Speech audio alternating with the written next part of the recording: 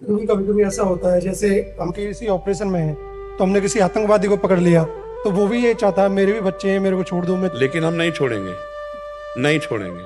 हमें दया नहीं दिखानी। क्यों? क्योंकि अगर वो छोड़ा गया तो लाखों बच्चों को मार देगा, लाखों परिवारों को नष्ट कर देगा। उसका उद्देश्य सही नहीं है। इसलिए उसको अगर बंधन में युक्त होकर के डाला जाए या मृत्यु दंड दिया जाए तो उचित ही है, क्योंकि उसका भी जीवन ज्यादा पाप नहीं कर पाएगा और वो बहुतों के जीवन को नष्ट नहीं कर पाएगा। इसलिए ऐसे आताताई को हमारा शास्त्र कहता है मार देना ही उत्तम है। अगर वो बचा रहा तो लाखों को मार सकता है वो, क्योंकि उसका उद्देश्य है लाखों को मारना। तो बंदी बना सकते हैं ना हम अपने। हाँ, लेकिन अगर बंदी बनाने के लिए तुमने थोड़ी सी चूक कर दी तो तुम्हें उड़ा देगा, तुम्हें उड़ा देगा। पहला हमारे जहां तक जानकारी में है कि हमारे राष्ट्र सैनिक पहला तो ऐलान यही करते हैं कि आप हाथ ऊपर करो और अपने आप को समर्पित कर दो। फिर अगर वो गोली चला दी तो फिर उसके इंतजार करने की जरूरत नहीं है। उसको जो हमारे राष्ट्रीय सुरक्षा यंत्र हैं उनके द्वारा फिर उसकी मृत्यु ही सेवा है। उसमें दया नहीं रखनी चाहिए, शत्रु पर दया नहीं रखनी चाहिए। जैसे भगवान के स्वरूप होते हैं गुरु, लेकिन द्रोणाचार्य जी विपक्ष में हैं, तो युधिष्ठिर से बुलवाया अश्वत्थामा हाथो, मारा गया अश्वत्थामा, मार दिया हाथी। बोले तुम बोलो अश्वत्थामा हाथो। अब वो जो ही उद्विग्न हुए, एक तो अश्वत्थामा का प्रेम कि अश्वत्थामा मारा गया, भाई इतने में दौड़ के धृष्टद्युम्न ने जाके गला उड़ा दिया। जब विपक्ष है सामने तो खेल है, प्रभु दुश्मन के रूप में आए हो, हम तुम्हें चांस नहीं देंगे। अगर हमारी एक बात पर तुम सरेंडर हो जाते हो तब तो कोशिश करेंगे, सब फेंक दो अस्त्र शस्त्र, ऊपर के कपड़े उतार करके। बिल्कुल हमको पता चलना चाहिए कि आप शरणागत हो, और अगर जरा भी चूक की तो खोपड़ी उड़ जाएगी, और यही आपके लिए उचित है। नहीं आपकी खोपड़ी उड़ा देगा वो तो उड़ाने ही आया है। आताताई का वध करना उचित है, शास्त्र ऐसा आदेश करते हैं। आताताई उसे कहते हैं जो सोते हुए पुरुषों को, बिना अपराध किए हुए पुरुषों को, अब रेलवे स्टेशन पे खड़े गोली चला रहे, कौन तुम्हारा वहां दुश्मन है? अब उनकी मान्यता है, तो हमारी मान्यता तुम्हारी मान्यता को नष्ट करने में समर्थ है, ऐसा नहीं है। हमारे शासन विभाग, हमारी भारतीय जो सैन्य बल शक्ति है वो समर्थ है। दया कभी कभी, बहुत ध्यान देना है, दया कभी कभी अपने ऊपर हावी हो जाती है। कई राजाओं ने, जब शत्रु पक्ष के राजाओं ने घुटने टेक दिए तो उनको छोड़ दिया, और जे भी छोड़ा तो ऐसे सैन्य बल से आंखें निकलवा ली, गले काट दिए, बंदी बनाकर। वो दुर्दशा की उन्हीं की जिन्होंने क्षमा कर दिया था, जिन्होंने। तो शत्रु पक्ष को या तो बंदी बना करके रखा जाए अगर अवसर मिले, नहीं तो फिर उनकी मृत्यु से पवित्रता हो जाएगी, मृत्यु दंड से पवित्रता हो जाएगी। जैसे अपने भी देश में है, अब भारी अपराध, अक्षम्य अपराध किया तो फांसी की सजा दी जाती कि नहीं? हाँ, तो फिर क्यों दी जाती है? जज वो इसीलिए देता है। अभी किसी अपराधी से वो ऐसा अपराध बन गया कि 5 और 6 वर्ष की बच्ची से गलत करके ऊपर छत से फेंक दिया, मार दिया। और जब जज के सामने गया तो उन्होंने कहा, अनुज बधू भगनी सुत नारी, 67 ये कन्या समचारी, इन्हीं कुदृष्ट बिलोके जोई, ताई बधे कुछ पाप न होई, इसको फांसी की सजा दो। और उसे पूछा कि उचित है ना? उसने कहा जी।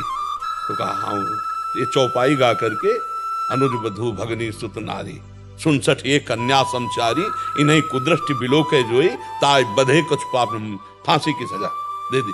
तो थोड़ा विधान करना है। हमें दयालु भाव, हम सब पे भगवत भाव रखते हैं, लेकिन हे भगवान, यदि आप आतंक रूप धारण करके आओगे, आप अपराधी रूप धारण करके आओगे, तो दंड विधान रूपी पूजा आपकी हम करेंगे। आप सौम्य रूप रख के आओगे तो हाथ जोड़ लेंगे। अलग अलग विधान रखा गया है। नहीं तो देखो, भगवान सर्व सामर्थ्यशाली होते हुए एक हाथ में लीला कमल है तो दूसरे में सुदर्शन चक्र है। तापस वेश विशेष उदासी, 14 वर्ष राम वनवासी, शरीर के वस्त्र बदल दिए, पादुका नहीं पहनी, लेकिन सारंग धनुष और अक्षय तूणीर साथ ही रखा है। क्योंकि कुछ कृपा से मानेंगे, प्यार से, तो कुछ वार से मानेंगे। नहीं, अब जरूरी है। शस्त्र और शास्त्र दोनों के द्वारा समाज को कंट्रोल में रखा जाता है। शास्त्र के ज्ञान के द्वारा, और जो शास्त्र ज्ञान की मर्यादा का उल्लंघन करे उसे शस्त्र के द्वारा। देखो भगवान परशुराम जी तपस्या कर रहे हैं, लेकिन फरसा पासे में गड़ा रहता है, हाथे में फरसा रहता है। तो ये हमारे संस्कृति है। भगवान अगर हमारे प्रकट होते हैं, अगर वो मुरली मनोहर है तो सुदर्शन चक्रधारी भी है, आप ये ध्यान रखो। तो ऐसे ही आप एक भक्त भी हो तो आप एक राष्ट्र सैनिक हो। जरूरत पड़ने पर हमारा गला उतर जाए तो कोई बात नहीं, और जरूरत पड़ने पर हम सामने वाले शत्रु का गला उतारे तो हमें कोई फर्क नहीं पड़ेगा। ये हिम्मत बिल्कुल रखनी है। हृदय द्रवित नहीं कर देना कि इसके बीवी बच्चे हैं, इसके परिवार है, नहीं। इतना सोचने में तो तुम्हारी खोपड़ी तक, उसकी खोपड़ी का हिसाब पहुंच जाएगा। वो नहीं सोचेगा कि ये राष्ट्र सेवा में, तुम तो राष्ट्र सेवा में हो। वो हमारे देश में घुस रहा है विनाश करने के लिए। अब हमें नहीं सोचना। उसने नहीं सोचा कि मैं जो कार्य करने जा रहा हूं मेरे परिवार का क्या होगा, मेरा क्या होगा। अपने बम बांधा और हमारी पूरी 50 को उड़ा दिया। तो हम ऐसे लोगों को अवसर नहीं देंगे। ऐसे लोगों को अवसर नहीं देना चाहिए, नहीं तो अपना घाटा हो जाएगा। हाँ, अगर आ जाता है जो सभी आवा शरणाई, तो फिर हम आप उसकी व्यवस्था अलग है। और अगर वो जरा भी छल कपट है तो फिर हमको सावधान हो जाना चाहिए। क्यों? हाँ, हम लोगों को भी सिखाया जाता है कि दया बिना साधु कसाई, दया करी तो आफत आई। दोनों बात संभाल के। दया बिना साधु कसाई, दया करी तो आफत आई, दया करी तो फंस जाएगा। देखो हिरन में फंस गए, दया करके भरत जी अगला जन्म हिरन का हुआ। तो जैसे आप राष्ट्रीय सेवक हो तो ऐसे ही आपको सावधान रखना। जहाँ दया की जरूरत है वहाँ दया की जरूरत है, और जहाँ क्रूरता की जरूरत है तो वहाँ दया नाम की चीज नहीं दिखाई देनी चाहिए। आप में भय नहीं होना चाहिए। आप में रक्त देख करके हृदय द्रवित नहीं होना चाहिए। आप जिस समय सूरवीरता पे हैं, उस देखो ना, भगवान है, अर्जुन है, महाभागवत है, भीष्म जी हैं। भगवान तक के बाण मारे भीष्म जी ने। सामने श्री कृष्णचंद्र जो है, यहाँ तो भावना करनी भगवान की, सामने श्री कृष्ण, और भीष्म जी तान के बाण मारते हैं। विकल हो गए अर्जुन और भगवान, और अपना परण विसार करके फिर रथ का चक्र पहिया लेकर भागे भीष्म की तरफ मारने के लिए। जिस समय हमें जो रोल दिया जाए, देखो इस समय आप राष्ट्र सैनिक का रोल है। हाँ, अगर आवश्यकता है, हुक्म है तो सैकड़ों की जान ले लेंगे, आवश्यकता है तो अपने प्राण दे देंगे। ये सूरवीरता कम न होने पावे। साधु संग, सत्संग, भगवत भावना, ये हमारा एक क्षेत्र है, और राष्ट्र प्रेम एक क्षेत्र है। राष्ट्र प्रेम की जगह फिर ये दया है, ये हम सह सकते हैं, ये हम सह सकते हैं।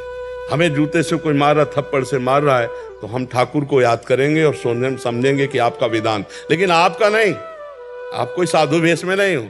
इसमें बिल्कुल दया नहीं चाहिए, बिल्कुल हृदय पक्का। यही भक्ति है, इसी को समझना है, यही पक्की भक्ति है। ये नहीं कह रहे हिंसा कैसे, भगवान करवा रहे हैं ना, मार अर्जुन। अर्जुन कह रहे सन्यास लेंगे और भिक्षा का अन्न पाएंगे, लेकिन युद्ध नहीं करेंगे। और भगवान कह रहे नहीं, इस समय तुम्हें प्राप्त धर्म युद्ध, तो इस समय तुम्हें गर्दन काटनी। बोले किनकी काटे? जिन्होंने अंगुली पकड़ के चलाना सिखाया, भीष्म जी, द्रोणाचार्य जी, उन्हीं की कटवाई। सर सैया पर अर्जुन ने ही भीष्म जी को गिराया है, और भीष्म जी अंगुली पकड़ के चलाना सिखाए थे अर्जुन। जब हमारा पक्ष और विपक्ष, धर्म और अधर्म की बात आवे, फिर हमारे अंदर दया नहीं, फिर उस समय नहीं। समझ पा रहे आप जी?